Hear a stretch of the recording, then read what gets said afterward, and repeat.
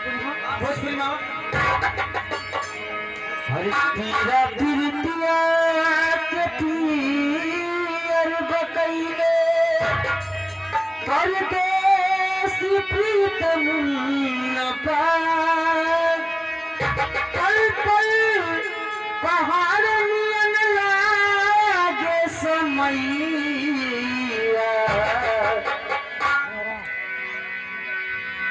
कहना है कि जो मनास छल के दारू, जो मनास छल के दारू होठवा से चूमे तारी, जो मनास छल के दारू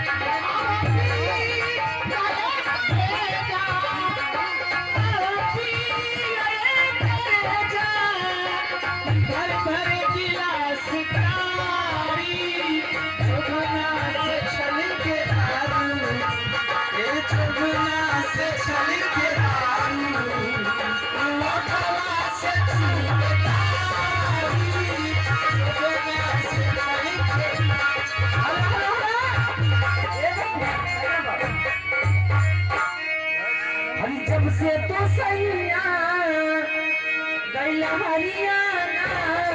हेलो हेलो सर जी, वर्षा के रहने वाले हैं और साहिबान की तरफ से 20 का पुरस्कार है। और तुम्हारी तरफ से क्या है?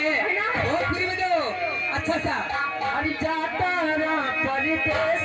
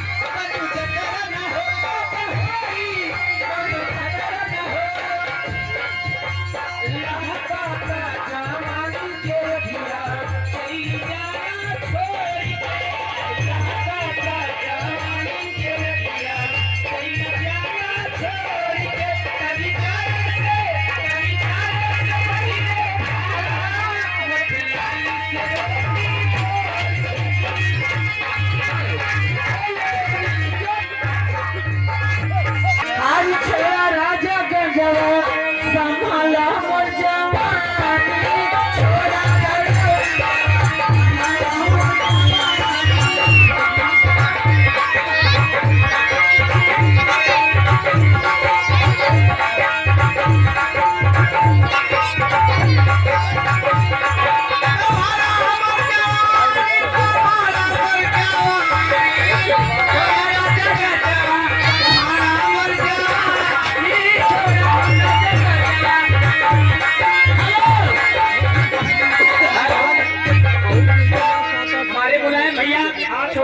फरमाइश देकर भेजे थे। हाँ बड़ी और बहुत देर से आए हुए हैं। जो फरमाइश आई थी कि जिंदगी की राहों में रंजो गम के मेले हैं। और इस बीच में कहना है कम से कम 100 रुपया चाहिए बोले तो से उतने में काम न चले 20 रुपया वहाँ।